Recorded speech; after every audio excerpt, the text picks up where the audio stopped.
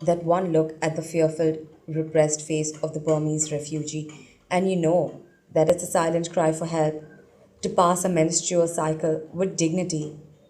2 years have passed since she lives in India, and yet she's unable to maintain hygienic periods.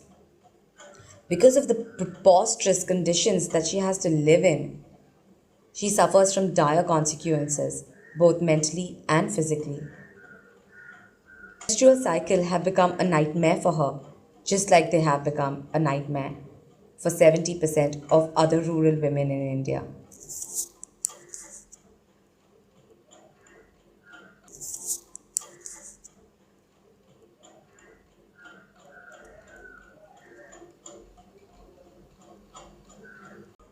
There's a pressing need to call action to the atrocities rural women in India have to undergo each month who can't afford sanitary napkins. A starter's research on this problem opens up innumerable articles written to exercise control on this issue, but little action has been taken so far. Even if so, the essential help hasn't reached the most adversely poor counterparts of a developing India.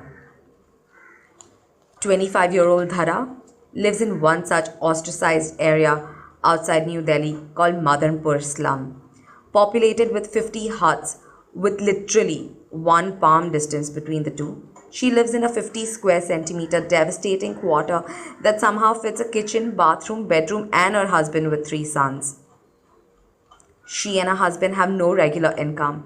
Her kids don't go to school because they can't afford the fees. She lives to predict where her next meal will come from. She uses waste cloth from her husband's torn trousers as a napkin during her periods. She washes them in an equally hopeless condition and leaves them to dry in the murkiest corner of the house ridden with reptiles and without any sunlight. 355 million women like her in India suffer similar humiliation every month due to uncompromising poverty. They use ashes, straw, and sand instead of sanitary napkins. 60% girls drop out of school after reaching puberty. 60% girls drop out of school after reaching puberty. NGOs organize campaigns sparingly, which provides them with a pack of napkins maybe once in a year.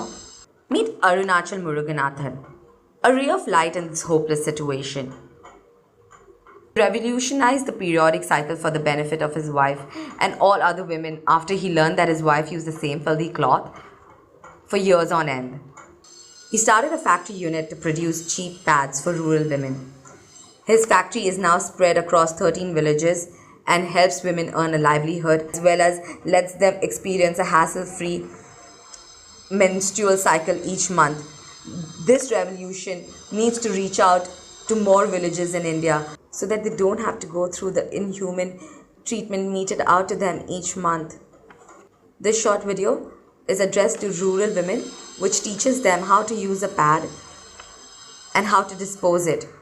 The use of incineration is another major need of the hour that needs to reach villages across India.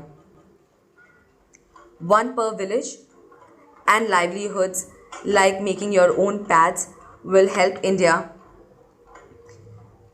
practice a Swachh Bharat that the Prime Minister envisions for India. As of today, Shifali, a neighbor of Dhara, says, "It's a dream to be gifted sanitary napkins for Diwali for dilapidated women like us."